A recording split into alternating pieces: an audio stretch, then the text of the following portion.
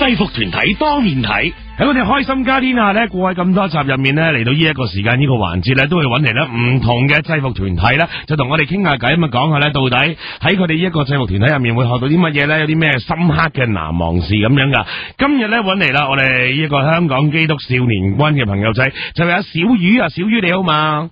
你好。小魚你幾多歲啊？15歲。15歲，哇，係好後生，好細個嘅啫。玩咗呢個香港基督少年軍幾多年啊？8年，喺2003年嘅7月開始加入。哇，我真係7歲嘅啫。係啊。咁細個，點解當初會加入呢個香港基督少年軍嘅？其實嗰陣我仲未夠歲數嘅，即係大約爭半年嘅時間就生日啦。咁跟住，但係因為嗰陣咧，我個分隊就第一年成立，咁就招募隊員，咁我就同我家姐一齊參加咗，即係我都係掹車邊嗰啲咁。OK， 但係俾你加入到啦，係咪？係啊。咁多年入面啊，呢8年啊，學到啲乜嘢咧吓？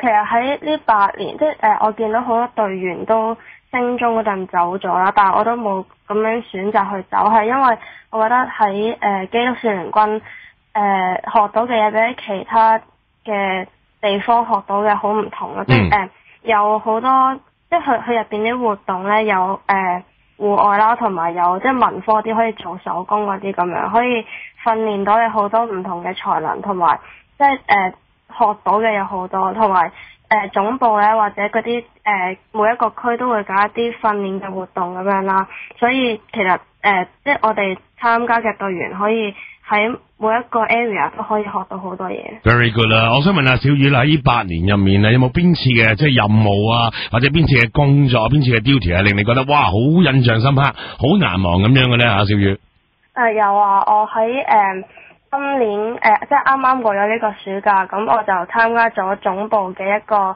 叫做深資小隊長嘅訓練啦。咁呢個訓練咧就係俾一啲中級組嘅隊員，佢有一個理想同埋一個意志去想做一個更加出色嘅領袖，去帶領住細啲嘅隊員咁樣嘅訓練活動啦。咁跟住我喺嗰個 camp 度，其實有好多同23個隊員一齊經歷咗好多咯。呢一次係令你印象好難忘啦，係咪？呢8年入面學到咁多嘢，都係學以致用啦。相信咧，對於你日後嘅即係身心嘅發展啊，或者喺學習上面啊，或者出嚟工作嘅話咧，都有機會用得着噶。咁啊，你會繼續玩呢個香港基督少年軍噶嘛？係嘛？會啊。OK， 希望你繼續為我哋香港基督少年軍服務啦吓。今日再一次唔該晒咧，就係阿小雨啦。希望你繼續努力啊，俾心機啊，知唔知啊？唔該晒你。唔使。拜拜。拜拜。制服團體多面睇，話你知參與制服團體有乜得着？想知多啲，嚟制服團體日2011啦，11月19號維園舉行。